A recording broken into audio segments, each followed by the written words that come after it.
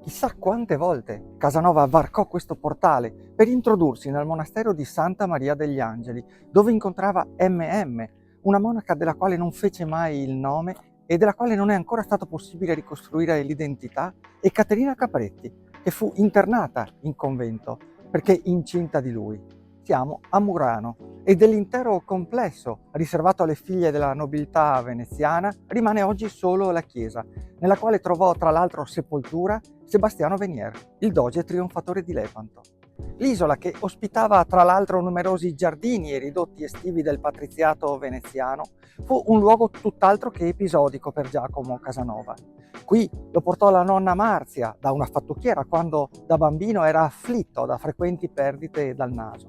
Un episodio che, secondo lo stesso Casanova, segnò l'inizio della sua vita cosciente. E qui tornò alcuni anni più tardi da seminarista.